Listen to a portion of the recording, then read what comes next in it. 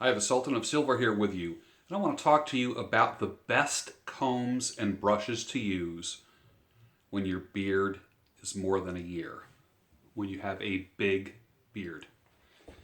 I notice that when you first start out, you end up, everybody I know ends up starting out with the combs that they have in their bathroom, or their girlfriend's comb, their wife's comb, something like this. Typical comb. This is what is this? It's a pretty good comb. It's a salon comb. It's got a leading, like a parting tooth on it for sectioning hair.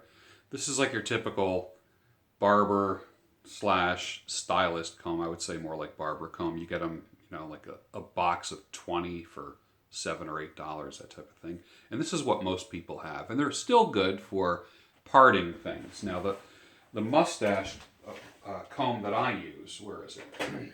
It's right here. Hold on.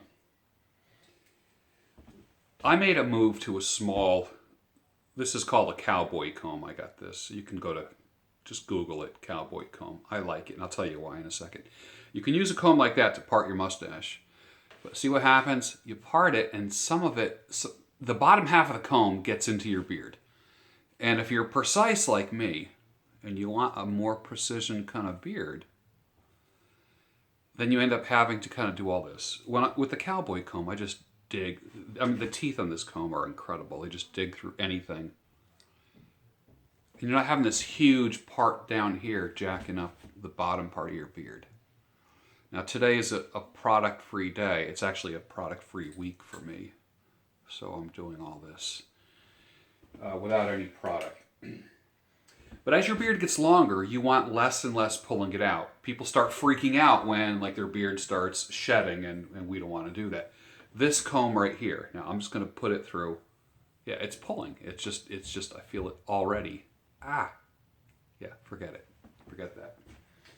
So then you go to a comb with a little bit smoother and wider teeth. I can still feel some pulling. What I usually end up settling on are these oil-infused, keratin-infused combs, which I like. They're Cricut combs. I think that's Cricut. I forget. Anyways, you've seen me review this before. It's like butter, man. I could just put this in the top of my beard and it just floats right through. I go back and forth between this and this. This is a detangling comb. I mean, this is even less pulling. Underneath. And then as far as brushes are concerned, with the larger beard, I don't use boar bristle. Some people like to. I just don't with the big beards. That's not my thing. I like less pulling. I'm enjoying the let it grow and let it flow aspect. I use these. This actually was my daughter's ouchless brush, which if there was knots in this thing, it just almost untangles everything. It's a detangling brush. This is like when your little kid is coming out of the bathtub and they get all dried off and get their jammies on, and then you're sitting down watching TV and you're brushing your kid's hair and they're like, you're pulling my hair, Dad. Then you get one of these. I mean, they're so flexible. They're incredible. Another version of this is these are metal, and it just flows through. Now you can see, well, probably more on this one than this one. You can see the white hair in this, and I took a ton of it out. Nice. Perfect. But I find that the longer the beard gets, the more I want something like this. These, you'd get them at Sally Beauty Supply. I know Lance has one. They come in a pack of 3. And there's also one that's about this big. So it's maybe 6 teeth, 5 or 6 teeth. And it's a nice pocket comb. And that just flows right through with zero resistance. But it's just enough to kind of get it to flow. See that? You want the beard to do that. You don't want a Marge Simpson beard sticking out straight. Or a cheese wedge. No cheese wedges, man.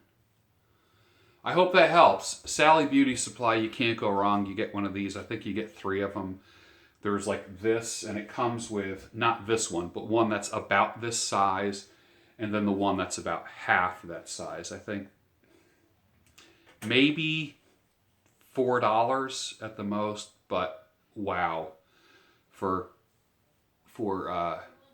combing a wet beard or a tangled beard.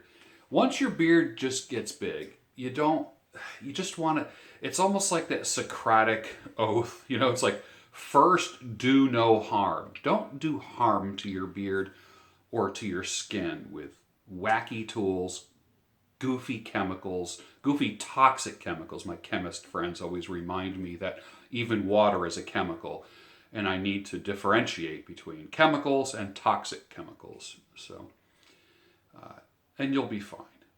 Let it grow and let it flow. Thanks.